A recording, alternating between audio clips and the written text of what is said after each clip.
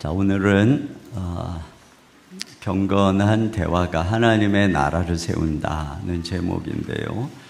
우리의 말은 습관이 됩니다.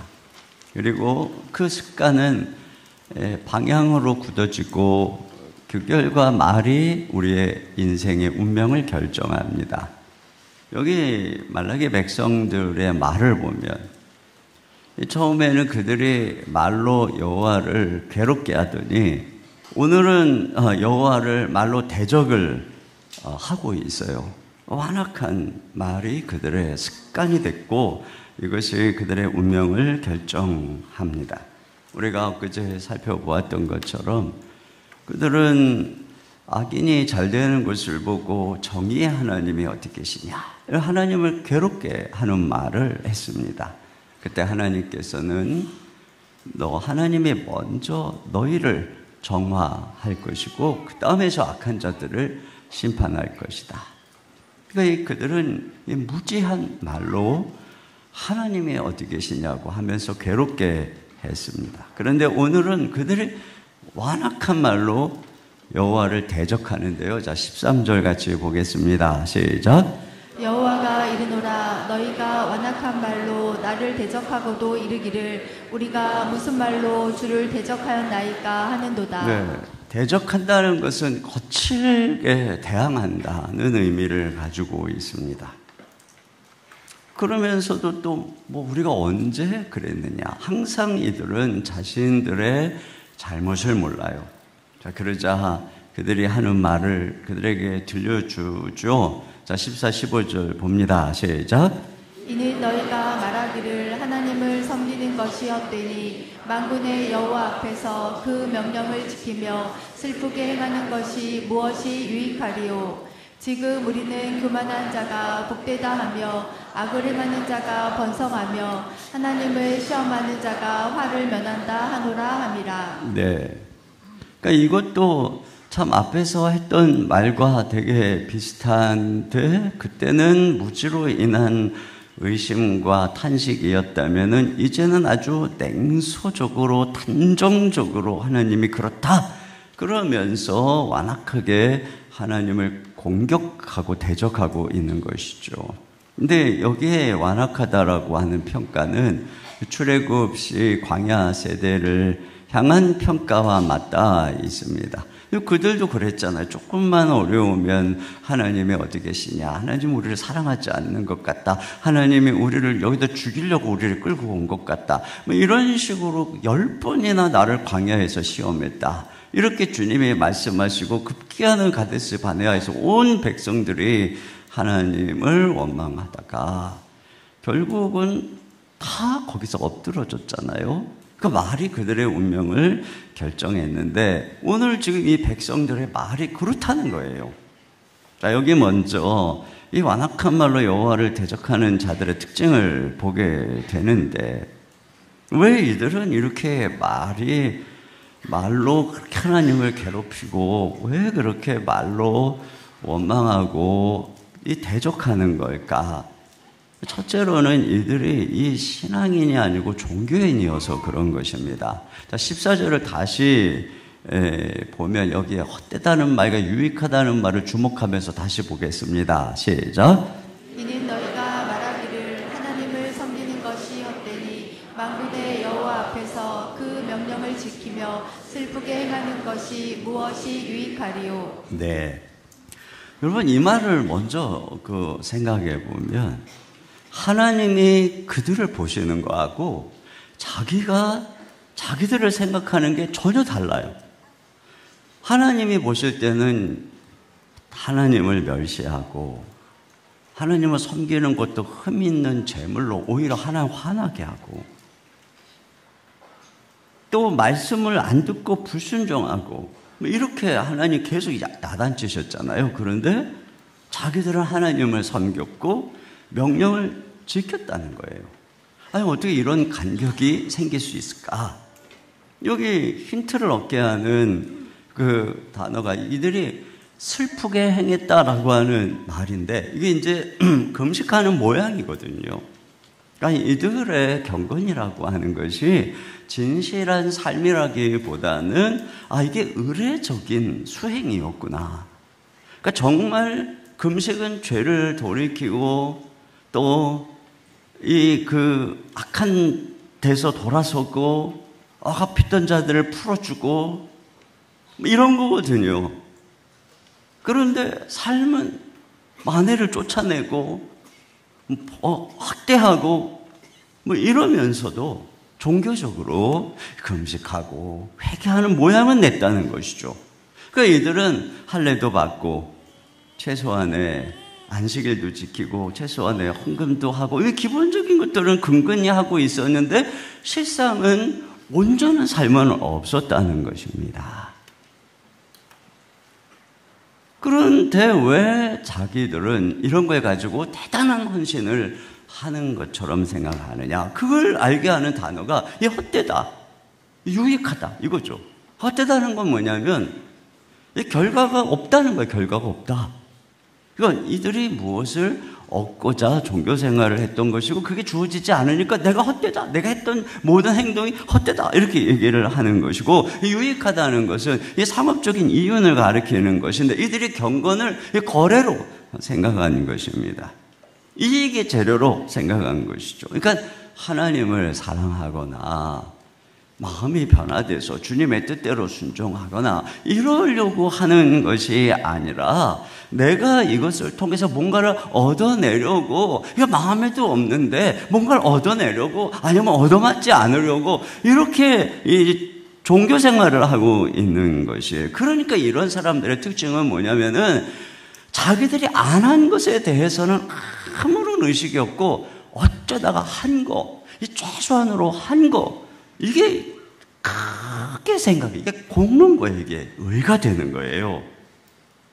그리고 그런 걸 자랑하고 그걸 크게 생각하고 여러분 정말 자녀를 사랑하는 부모는 자녀에게 한 것을 계산할 줄 몰라요. 부모에게 감사하고 공경하는 자녀는 부모에게 한 것을 기억할 줄 몰라요. 왜냐하면 은혜, 감사가 먼저 앞에 서니까 그런 것입니다. 그런데 작은 일에 막 생색을 내고 막 조금만 손해를 봐도 그냥 헛되다 막 이러면서 막 이렇게 반응하는 것은 뭐냐면 마음이 완악하다는 거예요. 마음이 변화돼서 그분의 은혜 감사 이런 것이 없다는 것이죠. 또 한 가지 여기서 보는 것은 그들이 비교하고 부러워하고 있다는 것입니다. 자, 15절입니다. 시작. 지금 우리는 교만한 자가 복되다 하며 악을 행하는 자가 번성하며 하나님을 시험하는 자가 화를 면한다 하노라 함이라. 네, 이게 이제 성경에 나오는 의인들의 이 탄식하고 되게 비슷한데 앞에서도 제가 말씀드렸던 것처럼 이들은 의롭게 살고 있는 자들이 아니었어요. 그러니까 이 탄식은 정말 내가 의롭게 사는데 왜 이 세상은 이런가 하는 이런 정말 의인들이 이 고통을 보고 이해할 수 없는 삶 때문에 하는 탄식이 아니라 이들은 비교하고 부러워하는 데서부터 이런 것이 나오는 거예요. 주변을 보니까 교만한 자가 복되고 악을 행하는 자가 번성하고 하나님을 시험하는 자가 화를 면하더라. 이걸 보고 그들의 마음 깊은 곳은 부러운 거예요. 에이씨, 나도 그냥 저렇게 살 걸 그랬나 봐. 내가 주님 섬긴다고 애썼고 왜 그러는데 유익도 없고 복 받는 도 없고 저렇게 마음대로 사는 놈들도 잘 되고 에이, 나도 그렇게 살 걸. 이런 게 있는 거예요. 이게 부러움. 여러분, 부러워한다는 것은 마음에 그들과 똑같은 욕망이 가득하다는 것입니다. 여러분, 종교와 율법은 마음을 변화시키는 게 아니라 이렇게 제어하는 거기 때문에 실제로 마음에 그런 게 있는 거예요. 욕망대로 살고 싶었던 거예요. 그런데 직분도 있고 체면도 있고 이러다 보니까 욕심껏 못 산 것이죠. 그런데 신앙생활 안 하는 친구들 보니까 잘 나가고 동창회 가서 보니까 지멋대로 사는데 잘 나가고 편법 불법 탈취하면서 건강하게 떡덩거리는 모습을 보고는 그런 생각이 드는 거죠. 나도 저렇게 살 걸. 내가 신앙생활을 한 것이 무슨 유익이 있느냐. 이런 생각을 가지고 있다면 이게 마음이 변화되지를 않은 거예요. 겉으로는 할례를 받았고 유대인인데 실상은 마음의 할례를 받아서 변화되지 않은 이방인과 똑같은, 그러니까 속은 똑같은 거예요. 그냥 겉만 종교인 행세를 한 것이죠. 그런데 여러분, 우리 거듭난 신자들도 어느 순간에 은혜를 잃어버리고 마음이 굳어버리면 똑같아질 수가 있어요. 그들을 부러워하고 불평할 수가 있는 것입니다. 그래서 지금껏 열심히 한평생 주를 섬겨 와놓고서는 어느 순간에 시험에 들어가지고 내가 그동안 해왔던 선한 일과 봉사가 다 헛되다, 이렇게 후회한다면 정말 이것처럼 안타까운 일이 어디 있습니까? 평생 헌신적인 사역을 했음에도 불구하고 더 성공적인 사역을 하고 잘 나가는 사람을 보고서는 내 삶이 헛되다 하고 낙심한다면 이것처럼 바보 같은 삶이 어디에 있겠습니까? 평생 주님을 섬겨놓고 주님이 이게 뭔가요? 여러분, 우리는 그런 자리에 절대로 빠져서는 안 되는 것입니다. 자, 우리가 그렇게 하지 않기 위해서 기억해야 될 게 뭐냐면, 우리는 첫째로는 주님 한 분으로 충분합니다. 이런 고백이 우리에게 있어야 하는 것입니다. 우리가 주님을 섬기는 것은 무엇을 얻고자 함이 아니라 그 분 한 분을 사랑하기 때문에 주님을 섬기는 것 자체가 행복이고 만족이고 기쁨이기 때문에 그런 것이죠. 여러분, 부모가 자녀를 양육하느라 돌보느라 평생 수고하고 애쓰고 늙고 병들었어요. 그런데 자녀에게 뭐라 그러냐면은 고마웠다고 그래요. 고마웠다고.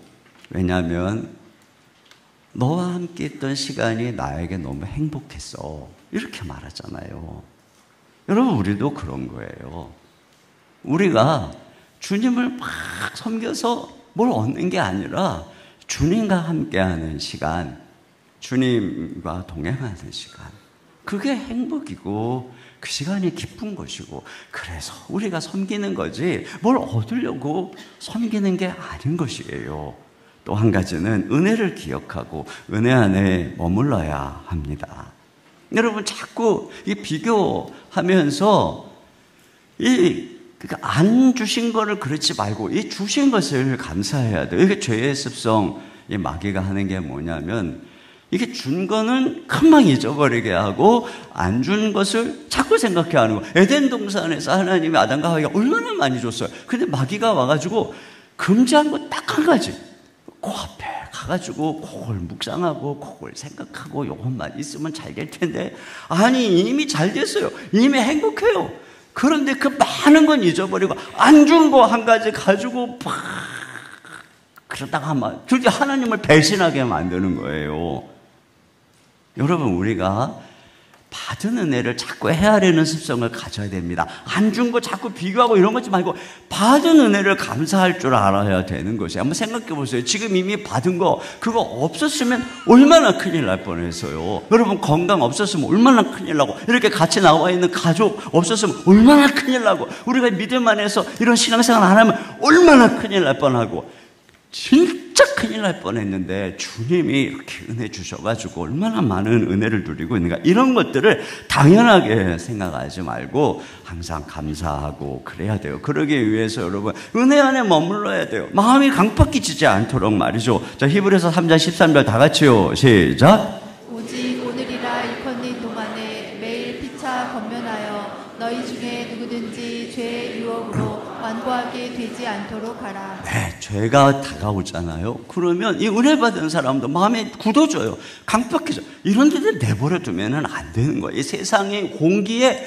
금방 마음이 딱딱해지거든요. 자, 두 번째로는, 그러나 이런 말라기 시대에 이런 악한 백성들만 있었던 것이 아니고 하나님을 경외하는 경건한 사람들이 있었습니다. 언제나 하나님은 이와 같이 남겨둔 사람들이 있어요. 남은 자들이 있습니다. 이런 사람을 통해서 하나님의 역사가 이어지는 것인데, 자, 이 경건한 사람들의 특징이 뭐냐? 그들의 특징도 말이에요. 말. 자, 16절 다 같이 읽겠습니다. 시작. 그때 자들이 피차에 말하매 여호와께서 그것을 분명히 들으시고 여호와를 경외하는 자와 그 이름을 존중히 여기는 자를 위하여 여호와 앞에 있는 기념책에 기록하셨느니라. 네, 그때가 어느 때예요? 하나님을 원망하고 대적하고 이런 불신의 분위기가 팽배합니다. 그런데 그때 모든 사람들이 하나님이 어디 계셔 하고 불신과 원망이 가득한 그때 여호와를 경외하는 자들이 피차에 말하네 이렇게 되어 있어요.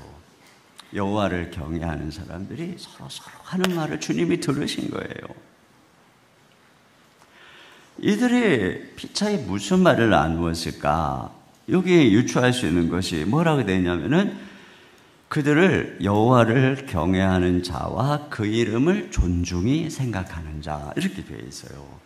그러니까 다른 사람들은 하고 다르게 이들은 여호와를 경외하는 거예요. 그런 상황에서도 그 힘들고 고난의 상황에서도 그리고 그분의 이름을 존중히 생각을 하고 그런 말을 하는 거예요. 하나님을 섬기는 것이 유익이 어디 있느냐 이런 냉소가 만연한 때에 이들이 이렇게 하나님을 높이고 경외하고 인정하는 말을 하니까 하나님이 그게 귀에 확 들어온 거예요. 여러분, 결국은 말이 그 사람을 보여주는 거예요. 말이. 그 사람의 말이 그 사람의 어떠함을 보여주는 거야. 말이 경건하면 그 사람이 경건한 사람인 거예요. 말로 하나님을 경외하고 높이면 그 사람이 하나님을 경외하는 사람인 것이죠. 여러분, 스바냐서에 보면 그 시대도 다 악을 행하는데 이스라엘에 남은 자들이 있어요. 그들의 특징을 뭐라고 하냐면 스바냐 3장 13절입니다. 시작.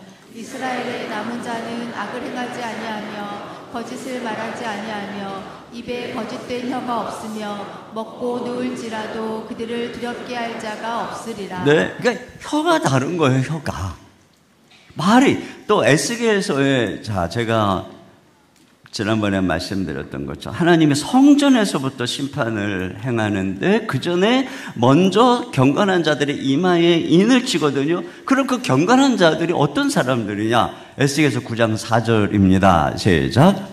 여호와께서 이르시되 너는 예루살렘 성읍 중에 순행하여 그 가운데에서 행하는 모든 가증한 일로 말미암아 탄식하며 우는 자의 이마에 표를 그리라 하시고. 네, 세상에 가증한 것을 보고 탄식하며 우는 거예요. 기도하는 거죠.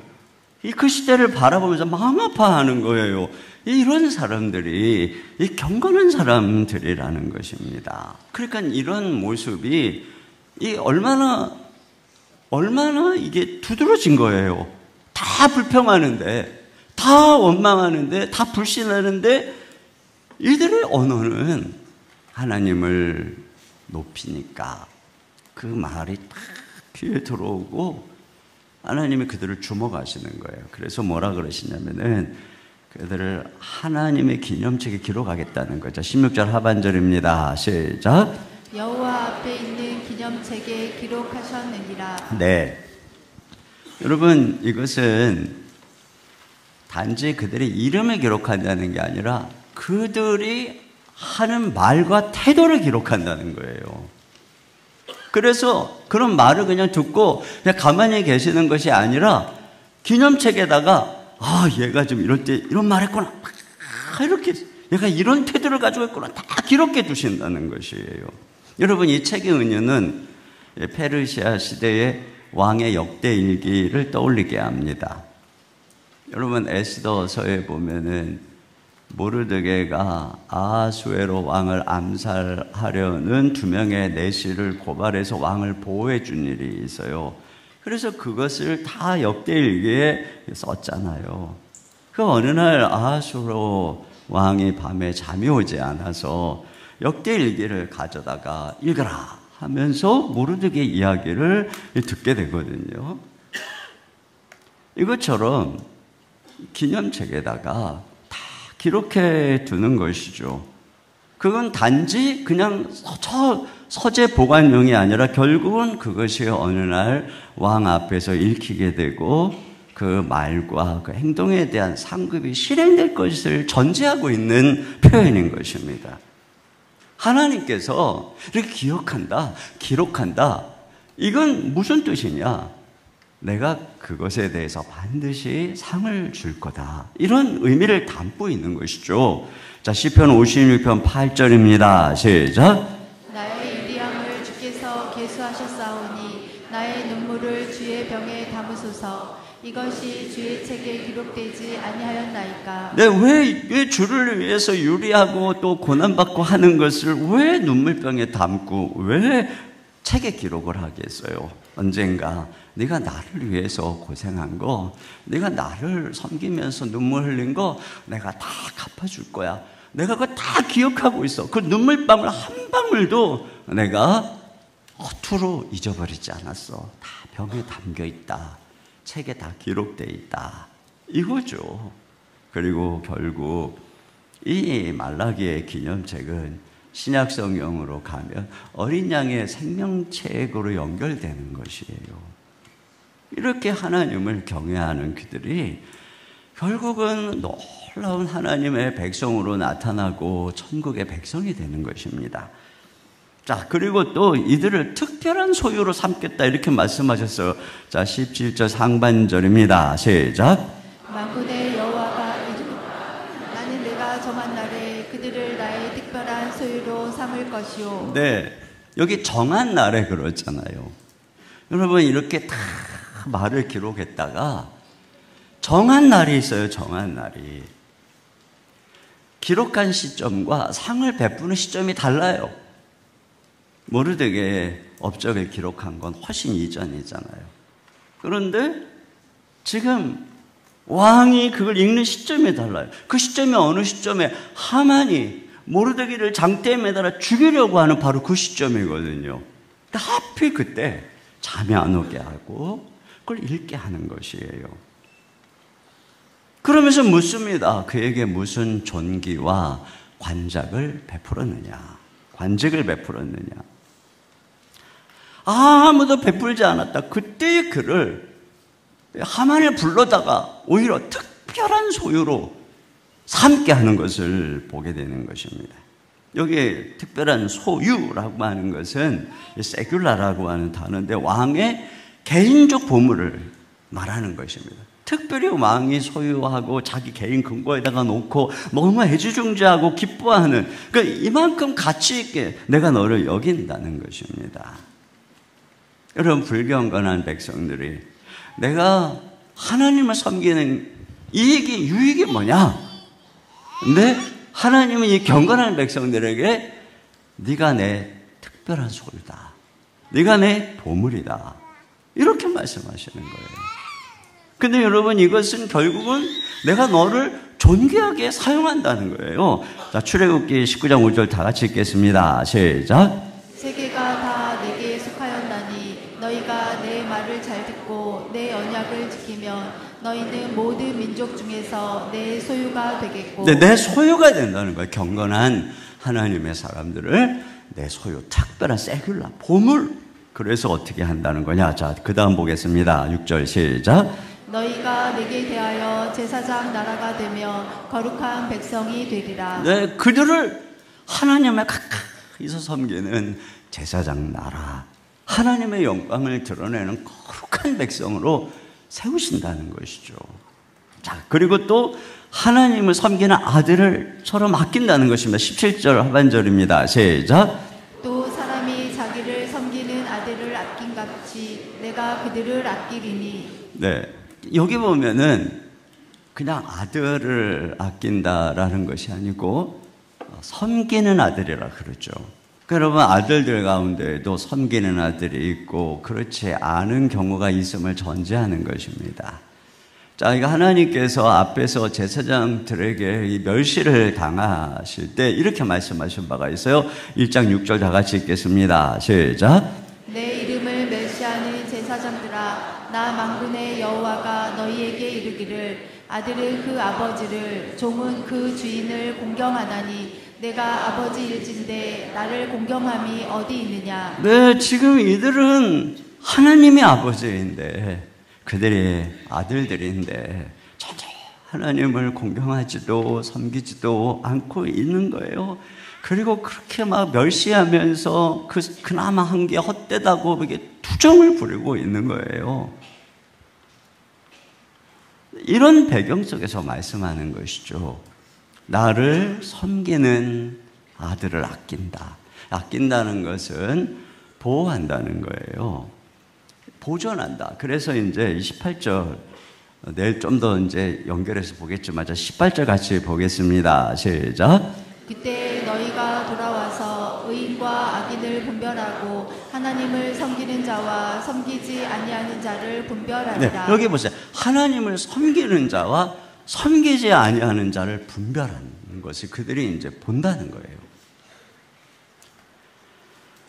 이와 같이 그때 딱 갈라지는 거죠. 섬기는 자와 섬기지 않는 자로. 그때에 섬기는 아들을 보호한다는 것, 보존한다는 것입니다. 여러분, 그러기 때문에 우리가 단지 하나님의 자녀다. 여러분, 이 성경은 요 상태에서 요걸 복음이라고 하는 게 아니라니까요. 우리에게 이 은혜를 주신 이유와 목적을 알아야 돼요. 우리가 하나님의 사랑받는 자녀입니다. 여기서 끝나면 안 되고, 내가 그분을 섬기는 자녀인가, 내가 그분을 경외하는 아들인가, 자녀인가, 이걸 우리가 생각해야 돼요. 예수님께서는 하나님의 사랑받는 아들이죠. 그런데 그 예수님은 죽기까지 하나님께 복종했습니다. 하나님을 경외했습니다. 그 예수님은 하나님이 얼마나 높이 드셨습니까? 이게 바로 예수님이 우리에게 보여주신 길이에요. 예수님이 이 땅에 오셔서 우리 위해 죽으시고 부활하신 이유는 우리를 하나님의 자녀로 삼으신 뿐 아니라 하나님을 경외하는 자녀, 하나님을 섬기는 자녀를 만드시려고 예수님이 이 땅에 오신 것입니다. 자, 마지막으로 경건한 대화가 하나님의 나라를 세운다는 것입니다. 자, 여러분, 결국은 의인과 악인, 섬기는 자와 섬기지 않는 자를 구별하는, 이 경건한 자와 경건치 않은 자를 구별하는 이 기준이 뭐냐? 말인 거예요, 말. 여러분, 주님이 다 들으셨다 그랬잖아요. 이 불경건한 자들의 말도 들으시고, 이 경건한 자들이 피차 말하는 것도 들으시고. 이 지금 우리가 말라기서에 쭉 보면은 주님이 다 보고 다 듣고 계시는 거예요. 제사장들이 이 얼마나 번거로운 거 하면서 코숨치고, 하나님 뭐 이 정도만 해도 괜찮아, 이렇게 자기들이 하는 말을 다 들으신 거예요. 버림받은 아내들의 눈물과 탄식 소리도 들으시고, 하나님이 어딨어, 정의 하나님이 어딨어 하는 말도 듣고 괴로워하시고, 완악한 자들의 말도 들으신 거예요. 반면에 여호와를 경외하는 자들이 피차에 한 경건한 말도 다 들으신 거예요. 그리고 어떻게 했느냐, 그 말을 가지고 딱 운명을 결정한 것이. 여러분, 광야에서 그랬잖아요. 이 열정탐꾼의 말을 듣고 그들이 그랬잖아요. 아유, 우리가 차라리 애굽에서 죽었으면 좋았을 거야. 우리가 이 광야에서 엎드려 죽는 게 나을 거야. 저기 들어가면 다 칼로 우리가 죽을 거야. 이렇게 이야기하니까 주님 뭐랬어요? 너희 말이 내 귀에 들린 대로. 그래서 20세 이상의 사람들 광야에서 다 죽었어요. 들린 대로, 말이 씨를 그대로. 반면에 여호수아와 갈렙은 저들은 우리 밥이다, 하나님이 함께 하시면 가서 저걸 접어갈 수 있다. 그러니까 들린 대로 그들을 40년 동안 강건하게 하셔가지고 그거를 차지하게 한 것입니다. 말이 운명을 결정하는 거예요. 잠언 18장 20절 다 같이요. 시작. 사람은 입에서 나오는 열매로 말미암아 배부르게 되나니 곧 그의 입술에서 나는 것으로 말미암아 만족하게 되느니라. 여러분, 입에서 입에서 열매가 나온다는 것이죠. 그러니까 말이 열매를 맺는다. 마치 농사 짓는 사람이 밭에 심은 씨를 인해서 열매를 먹고 사는 것처럼 우리 말이 씨가 되어서 그 열매로 먹고 사는 게 인생이다. 이렇게 얘기를 하는 것이에요. 왜 그러냐면 여러분, 이 말은 창조적인 능력을 가진 하나님의 형상을 닮은 부분이기 때문에 그래요. 동물들은 말을 안 하잖아요. 그냥 막 이러지 말 안 하잖아요. 우리는 섬세하게 말을 하죠. 속에 있는 걸 언어로 표현하고. 이게 하나님의 형상의 부분이에요. 하나님께서는 당신이 갖고 있는 모든 의중의 생각을 말로 다 창조하신 분입니다. 그분이 말로, 말씀으로 우리를 구원하시는 분입니다. 이것처럼 우리의 말에는 창조적인 능력이 있는 것이에요. 그래서 여러분, 이 말, 그래서 보면은 이 세상 일반적인 원리 속에서도 이 성공하는 사람들 보면 말이 긍정적이고 어휘력이 풍부하고 이런 것들을 알 수가 있어요. 옛날에 어떤 사업하는 분은 맨날 거울을 보고 이렇게 외친다는 거예요. 나는 바빠, 나는 이뻐, 나는 기뻐. 이렇게 했다는 거예요. 따라서 해보세요. 나는 바빠, 나는 이뻐, 나는 기뻐. 네? 그러고 하루를 시작하는 이 말, 여러분, 이게 중요한 거예요. 따라서 나는 건강해, 나는 멀쩡해, 나는 할 수 있어, 나는 낫고 있어, 나는 잘 될 거야. 네. 어떤 한 노목사님이 사모님이 병이 들어서 극진히 간호를 했대요. 진짜 극진히 간호를 하다가 어느 날은 너무 힘이 들잖아요. 그 약을 주고 문지방을 넘어오다가 불현듯 이렇게 불평을 했대요. 아이고, 차라리 빨리 죽는 게 당신도 편하고 나도 편하지. 근데 사모님이 그날 밤 돌아가신 거예요. 그 목사님은 지금도 그걸 후회하는 거예요. 내가 이 말을 왜 했을까? 여러분, 우리는 이와 같이 말로 농사를 짓는 거예요. 그런데 특별히 우리 신자들에 대해서는 어때요? 주님이 그 말을 들으시는 거예요. 우리가 말한 그대로. 그러니까 우리 신자들에게 있어서는 더 심각한 거예요. 말이 경건한 말, 부정적인 말, 이런 게 결정적 결과를 갖고 오는 것이고, 우리 신자들이 입을 열어서 하나님께 기도하는 말 다 들으시는 거예요. 그 응답을 해주시는 것이죠. 그러니까 죽고 사는 게 혀에 달렸어요. 그러므로 우리가 어떻게 되느냐? 경건한 사람은 혀를 제어한다는 것이에요. 혀를 제어해야 돼요. 여러분, 시편 73편에 보면은 여기 이 말라기야에 되게 비슷한 사람이 나와요. 이 악한 자들은 막 다 잘 되는데, 여기 시편에 있는 이 시인은 정말 경건한 사람이에요. 근데 종일 고통을 당하고 있어요. 시험에 빠졌어요. 그가 이렇게 말합니다. 시편 73편 15절입니다. 시작.